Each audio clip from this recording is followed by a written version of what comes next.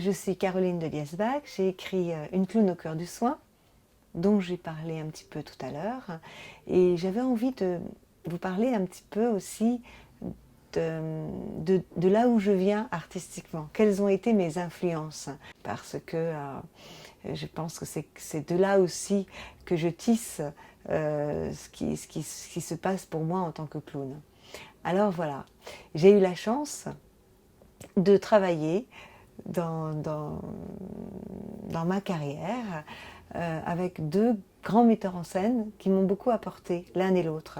L'un quand j'étais très jeune et que je commençais le métier, c'était Jérôme Savary. Et l'autre, plus tard, une quinzaine, vingtaine d'années plus tard, c'est Omar Porras. Alors j'ai envie de vous parler déjà d'Omar Savary, voilà, c'est le parfait lapsus, de Jérôme Savary.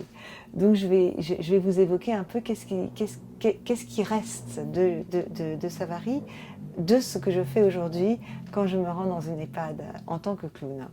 Alors là, Savary, j'ai découvert son univers dans les années 80 et ça a été un choc. Le monde théâtral de Jérôme Savary, on pourrait dire la haute voltige du Grand Magic Circus. C'est ça qui était le nom de sa troupe, le Grand Magic Circus. Et je suis arrivée dans sa troupe avec la création de Super Dupont, qui était un spectacle adapté de la bande dessinée de Gottlieb, Super Dupont.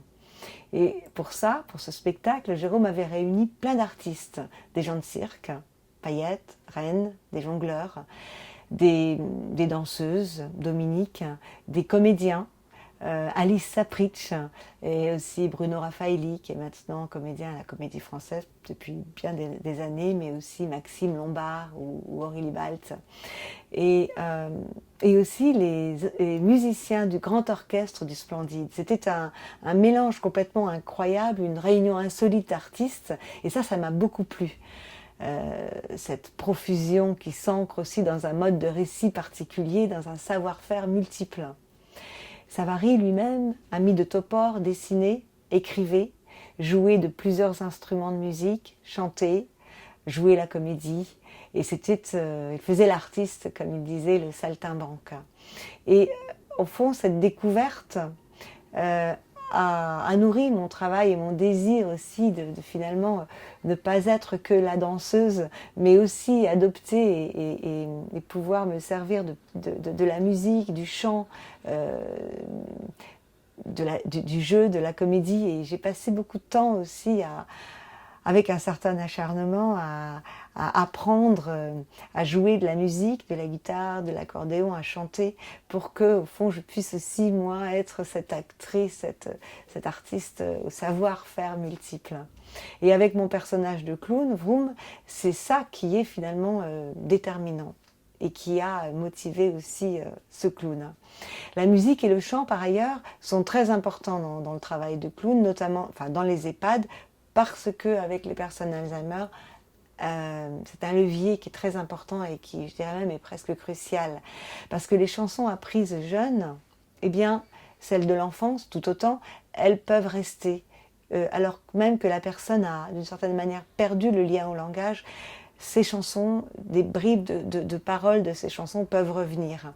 Et du coup, quand ça revient, c'est un petit événement. Mais au-delà de ce petit événement, de cette chose qui peut presque être anecdotique, eh bien, j'ai aussi perçu que lorsqu'une personne Alzheimer écoute une chanson, il peut arriver qu'alors qu'elle semble perdue dans le langage, elle peut suivre le récit de la chanson. Et finalement, la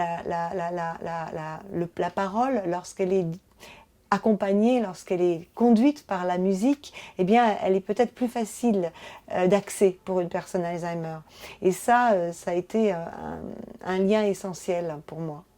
La danse aussi, telle que je la raconte dans le livre, donc Une clown au cœur du soin, la danse avec l'autre. Et bon, ça c'est parce que j'étais danseuse aussi. Je l'écoute du côté de l'infime, c'est-à-dire que je pense que tout mouvement appris, et la plupart de ces gens, ces personnes âgées ont beaucoup dansé, tous ces danses apprises laissent une trace dans le corps, aussi bien les mouvements que les danses, et que cette trace, même si elle est infime, elle reste, et c'est dans cette écoute de cette trace-là que j'essaye d'entrer dans la danse de l'autre. En fait, c'est écouter les traces de l'autre, et non pas en essayant d'entraîner l'autre dans sa propre danse, mais de créer une danse à partir de l'autre, à partir de la trace qu'il a du mouvement. Souvent, je vois des personnes formidables, le personnel soignant qui danse avec les personnes âgées, c'est beau à voir, mais souvent elles empoignent les personnes et au fond elles les entraînent dans leur danse. Et ce que j'essaye de faire, moi, c'est un peu le contraire au fond. Et c'est une manière en tout cas différente. Au fond, avec Savary, j'ai découvert un théâtre festif, un théâtre où l'humour aussi avait une très grande place. Mais je pense que Savary avait aussi en lui quelque chose d'une dimension de la perte, et que ses personnages en portaient toujours un stigmate. Il avait cette manière de se moquer des personnages, je dirais aussi de leur surmoi, de leur manière dont ce surmoi nous emprisonne quelque part, et il s'agissait pour Savary surtout de ceux des hommes, de s'en moquer, une forme de grimace du maître que nous avons aussi en nous et qui nous dirige quelquefois vers ce qu'il y a de pire. Et Savary, le théâtre de Savary, le théâtre humoristique de Savary, il émergeait aussi de ça. Il y avait une dimension surmoïque qui apparaissait avec l'humour jusqu'à une forme d'humour noir. Et s'amuser à se moquer des maîtres, des hommes qui se pensent importants dans leur certitude et dont ils savaient si bien montrer le ridicule. Je pense qu'il y avait aussi du tragique dans le théâtre de Jérôme. En tous les cas, il y avait quelque chose de bancal de l'existence, quelque chose qui va toujours qu'à un cas, qui boite, qui cloche, quelque chose qui a toujours une petite clocherie quelque part, et qui au fond avec Savary finit souvent pas toujours de la bonne manière. Et c'est ça, en fait, ce qui a été ma première empreinte avec le théâtre et avec ce théâtre de Jérôme Savary, le Grand Magique Circus, avec toute cette rencontre des artistes et qui est toujours présent dans mon travail de clown.